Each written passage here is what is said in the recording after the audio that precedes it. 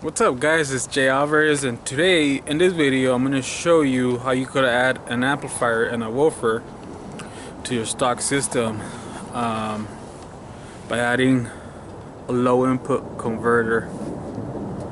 And I gotta say, I actually tried this in my truck and I found out that the stock stereos on these Dodge vehicles or Chrysler vehicles, there's a bass roll off, and what that means is when you turn it up, if you have the bass all the way up, what it does, it'll cut that bass off so your speaker could last longer. That's what they do. So if you guys notice, when you turn it up with full bass, it'll like cut and distort, so there's a loop going down. So I have this other converter that I put in there, and I'm going to show it to you guys right now. So I don't know if you guys could see, this is the audio control LC2I, and what this does, it gets your stereo speaker output and converts it to RCA. And what I liked about this little module right here, if you notice, I have a full range output and then I have a low output for bass only. So what I did was I added an amp to the door speakers and added one for a 10-inch kicker that I installed, and I'm going to show you guys how I did this. Pardon the dust, but I put it in my glove box, so like that. So guys, I want to take a little time to explain to you guys how this works. This is auto control LC2I. It's a 2-channel.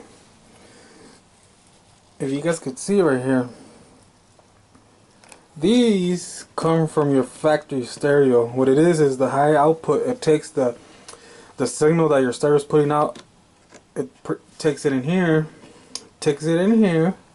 as you guys can see right there, and then it comes over here and it converts it into RCA, so you could be able to install amps. And what I like about this one is here's your full range, and here's your low. So what this is all vocals and tweet for the front speakers, and then this one is for your subwoofer, and it throws all low frequency. And then over here you do have to power up. That's the only bad thing. But what I did, this little thing doesn't require a lot of juice, so all I did was run it in parallel, I can't even say it, from the stereo connections to here, because you need a remote, you need a 12 volt, a remote, and a ground. And what I like about this one, that you don't need the remote. If you read the instructions, as soon as it gets signal, boom, from the stereo, that you powered up the stereo, it'll power this up and it'll send signal to your amp. You don't need, all I did was here was ground and power, constant power. You don't need the switch. And then right here, what I liked about it too, it has a remote out. So this one, I send it to the amp so it could power up the amps. So this thing comes in handy. This is the old version. There's a newer one. I think all it is it has a black face instead of having this chrome face or aluminum face, whatever it is. And then here, so you could tune your bass, your mid-range gain, and your bass right there, a bass boost for lower end.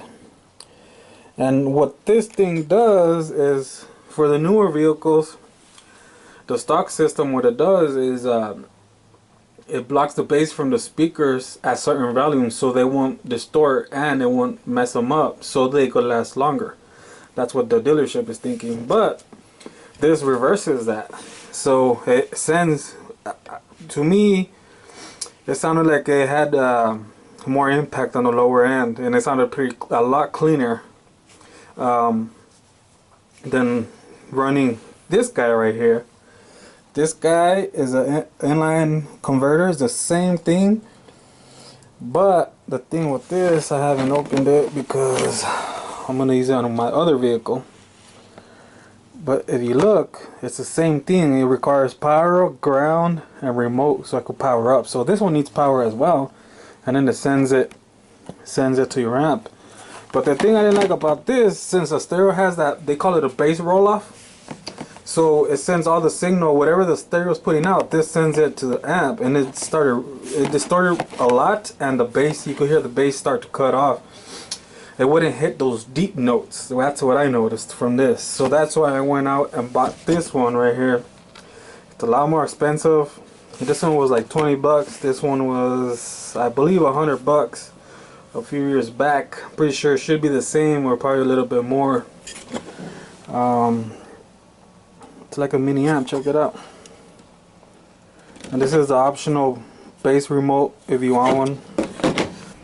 So this is a 2010 Ram. I believe the 2009 and the 2012s pretty much look the same, even on some Jeeps like the Patriots and all that. You notice that they have this ugly stereo right here, and what I have right here is this little, it's a little plastic removal tool, and you notice it's nice and thin, so I can remove these plastic without damaging the bezel right here. So I'm gonna show you guys what you guys need to do to remove this bezel right here. So the first thing that you want to do to reveal one of the bolts is you come to this little thing right here, and if you notice, there's a little slot right there, so you guys can stick your little removal tool so you could get it out. So what you do is you lift this and you stick this in there, and it'll come right off. Look at that. So now this comes off, and there's your first bolt right there. It's a little star. So now you come up here where it says RAM. Same thing. Let's stick this in there. Bam, pops right out. There's some more stars. Check it out. There's two. So it's those three first, and then I'm gonna take those off, and then I'll come back to you guys.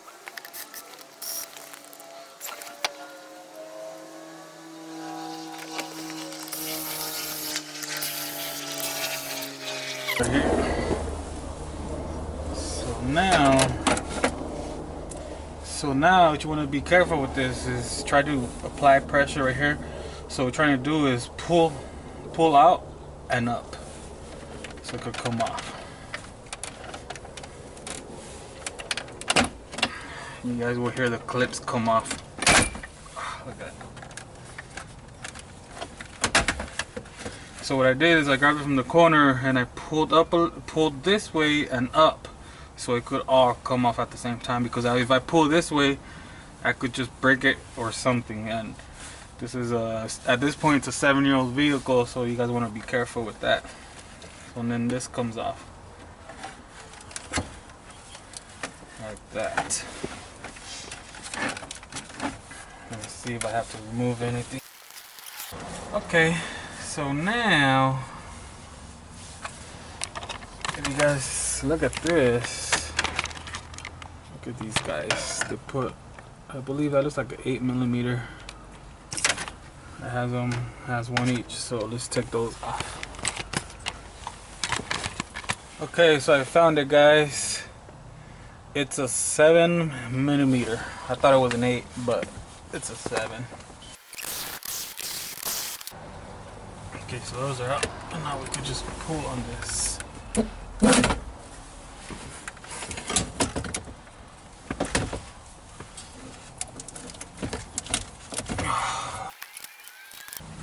Okay, here's the stock. Okay, let you guys come closer in here. Okay guys, so what I did right here was that what I did is I went out and I actually bought the harness that goes to this particular vehicle, and what I did was I plugged it in here. I can't do it with one hand, but I plugged it in here, and then from there, this is how I found my right and left front. That was my signal. That's what I was gonna grab to use for the converter to be able to turn it into RCA output. So what I did is I just followed these leads right here. You guys can see there's a white, and then there's a white with the black stripe right there. So this would be one of my front ones. I don't remember exactly which one's right or left. And then these two gray ones right here, the same thing. You'll see a gray one, and you'll see a gray one with the black stripe. You can see it right over here. So these are the two front. The green and the purple are the rear. The rear, I didn't touch them, I just left them. So what I did was I followed these, the two front ones, I followed them through the harness onto the car harness. And then once I was there, I don't know if you guys can see, I chopped them up. I cut them, and this is a factory harness. I cut them, and then I hooked up. I cut them here, and I send them to here. You guys could see right here. These right here, this little connector, this is my output. So I got the high input in here, so that's my RCA now. So this converts it to that, so I could be able to go out. So after that, I taped this up, and then from my amp, I'm gonna show you guys. These wires right here are coming from the amp, aftermarket amp that I installed for front speakers. So where I cut them, the other end, these, if you notice, these are going back to the harness. These are actually going to the doors, but they're not coming from the stereo itself. They're coming from the aftermarket amp, and I'll show you guys that how I did it. And that's how you do it. That's how I did it. It's been working for me. I've had this for 2 or 3 years already. Have no issues. But right now, today, I finally got tired of the stupid stock stereo. I'm putting a Pioneer in here. So this is what I'm gonna put in here, and this is what you're gonna need if you're gonna swap it out. So you need an antenna. This is the standard antenna.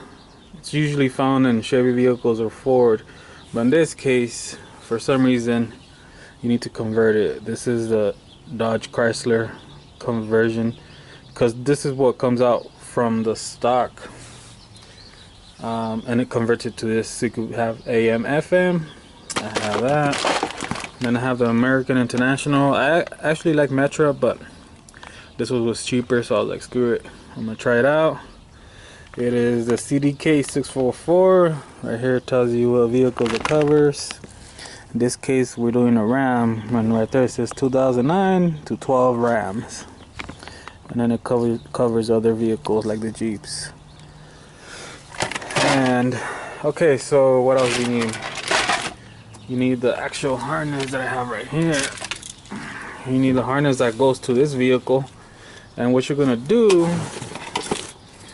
is you're gonna match the colors. That's all you're doing. Match every single color to this harness, to the stereo harness, and then you plug it in and you reverse your install. And I'll show you guys what it looks like after. Let me show you the amps before I add this. This is when so what I'm doing now is I'm gonna eliminate this because I'm tired of it. The sound quality just isn't there. But if I was to buy a brand new truck like a 2018, yes, I would redo this again so I could keep the stock stereo as long as I can. But at this point, my truck is 7 years old. You know, I was like, screw it, I don't care no more. Okay guys, so these RCAs are running to the back of the cabin, and I'm gonna show you guys how I took this apart to run it over here. So we're going to my amp. This amp right here, it's one of my kickers. It's 200.2, so it's about, I think, like 70 watts RMS per speaker at 4 ohms. This one right here is running my front door speakers. And then let me show you guys the other side. And then we come to this side and we have a capacitor. I believe this one's a 2.0. And then we have the kicker 1000.1. I have this amp. This amp is running this one right here. Check it out, guys. Look at my big old port. It's a 4-inch port. This thing right here thumps. This amp is a little overpowered for this, but I believe I have it halfway or a little bit over or under. Let's check. So you guys could see. There's my crossover where it's at. My subwoofer so I could play extra deep notes. The bass boost I have it off because it'll distort. Look, I have it under half. And that's enough for this because I noticed if I turn it up halfway or a little bit more, you could smell the coil start burning up because it's too much power for it. It's not a blow through, so don't worry, guys. Look, you guys could check out my box. Let's see if I can put this down. You guys could see my port. An L-shaped port. Bam, look at that. It's like a 6-inch port, and then it goes L all the way till it comes out here. Look at that. Alright, guys, pardon the mess. My truck's a little messy, but here I'm gonna show you how I routed these RCAs and the speaker cables that come on here. This is the passenger side, and all I did was tuck them in here. I'll show you guys. You pull from this side up like that, and then you pull it. So guys, apparently a lot of Dodges, the newer ones, you guys look closely, I just found this out. It has a constant battery for your memory, but it doesn't have a switch. I was like, what the hell? So apparently it has to do something with the door. When you open the door, it shuts off or whatever. Some kind of relay. So this one's the one from the stereo. This one goes into the car, and this one doesn't have it. So here is my dimmer, my remote, and my switch. So I gotta figure out. Here's the fuse box right here. I found a switch here. But the thing is, I don't want to run into the firewall. It's just too much work. So let me show you guys what I'm gonna do. Guys, so here we are in the truck. So what I'm gonna do, if you guys know these trucks, there's a cigarette lighter right there. There's another one right here, and if you notice, it has a key, which means it's a 12-volt direct current switched. So it won't power up until you switch the ignition to start the vehicle. So what I'm gonna do is take this off. Here's the harness. I'm gonna find my switch right here with the tester, obviously. Let me show you what I'm gonna do. I highly recommend, if you guys don't have one of these, the tester. And then I'm gonna run some wire so I could have it switched for my stereo, because it doesn't come with a damn switch, which sucks. So let's test this out, see if it works. So guys, if you look in here, there's a piece of metal right here, the chassis. So I'm gonna hook up my tester right there, and then I'm gonna hook it up to this to find out which one is switched. So I'll be back. Okay, so if you notice, there's only two wires right here. There's a black and purple, and there's a blue and purple. So I already tested this black one right here. I'm gonna test the blue and purple right here. See if I get current when I turn on the switch. I want you guys to see, so you guys can see what I'm doing. So I'm gonna power it up. Bam! I got a switch right there. And I was thinking, I turned off the switch, why doesn't it turn off? But I totally forgot, these newer trucks, they have a relay on them, so when you open the door, it shuts off. So I'm gonna open the door, and the switch is off. So look at that. so your stereo will turn off, and that's that. So I'm gonna turn the switch on again, so you guys can see. I get current, so it'll send it to my stereo so it can power up. And then once I take off the key, you know, you park or whatever is gonna stay on like it used to, the stock stereo.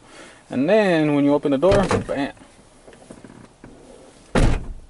So that's how I'm gonna do it. It's my truck. I know a lot of people are gonna be, that's not the way you should do it. You should run it from the fuse box, but at the end of the day, it's my truck. So that's how I'm gonna do it. To me, that's the easiest and fastest way to do it. And I know a lot of you people are gonna be like, oh well, you should have put a fuse in there in the line or whatever. But if you notice, the stereo comes with the fuse already, so I'm not really worried about anything, you know, it should be fine. So let's try it, and then I'll show you guys what it looks like afterwards. Okay guys, so this is what my output for the cigarette lighter looks like.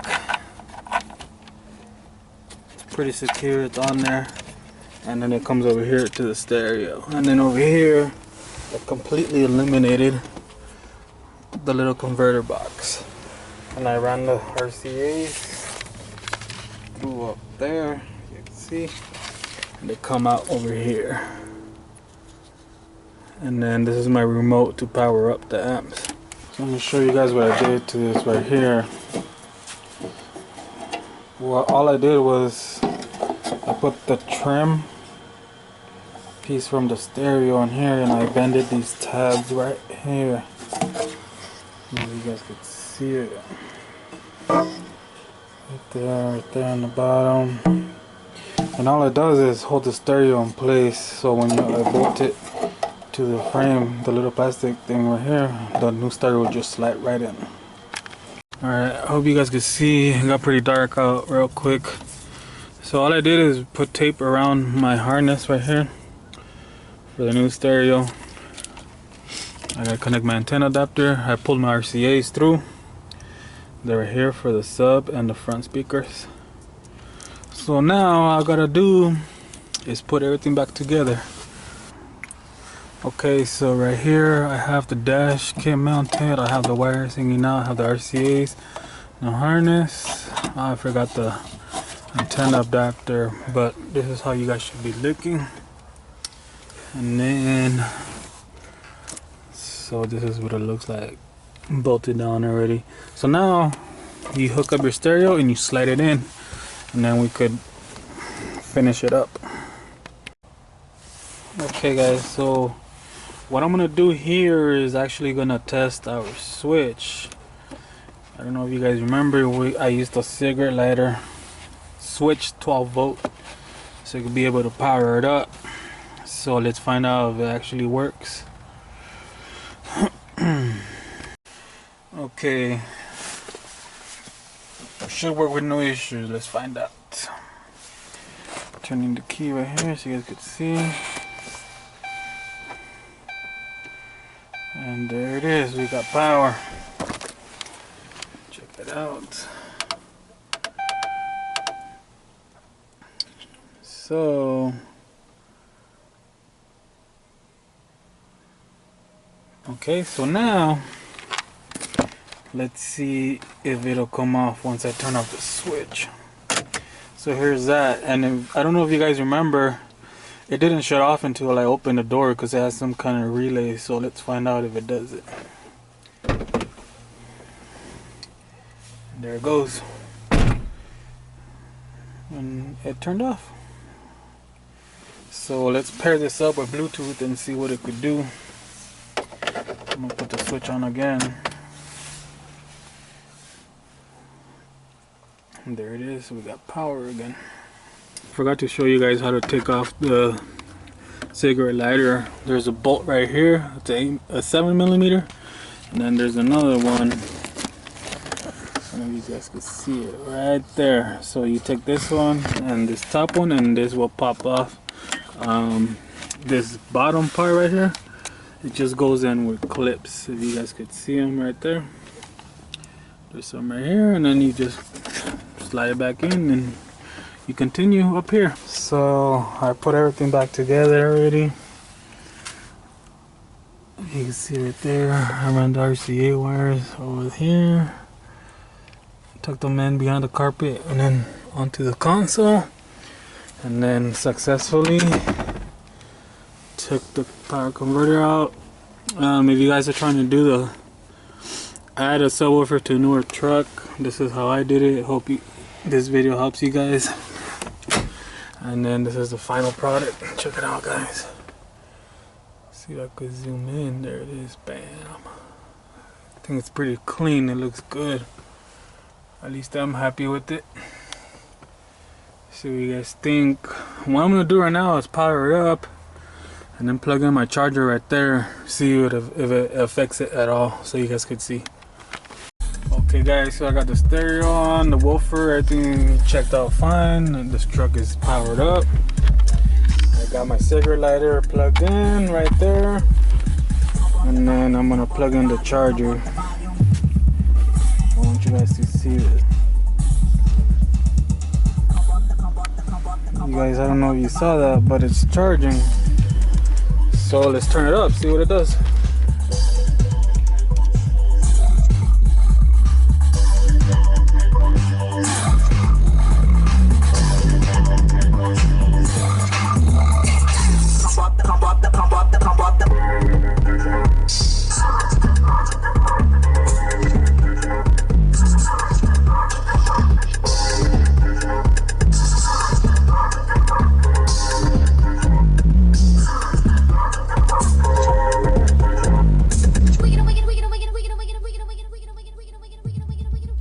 So everything checks out fine. The phone is charging. I don't know if you guys could see it. I was trying to zoom in, but it's still charging. It's plugged in. Remember, this circuit is still connected to the stereo. Guys, honestly, it sounds a lot cleaner than the stock. I am happy right now. I'm glad that I could hook up wirelessly without no stupid aux cable. So there you go. There's a little cheat code right there. That's your cheat sheet right there to get your power from here.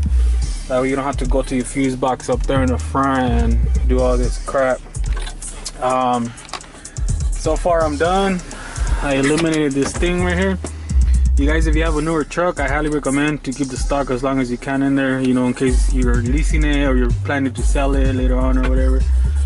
So hope you guys like this video. Give it a thumbs up, share it with whoever you think is gonna like this video.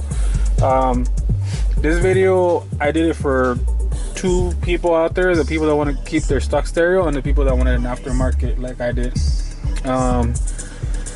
Guys, I got tired of the stock, so I just figured I'd just throw one in here and see what happens in a few years, see if it affects the computer or whatever, how everyone says that the stock stereo is part of the computer. I don't know if it's true. A lot of people say it is, but I'll give you guys a video update.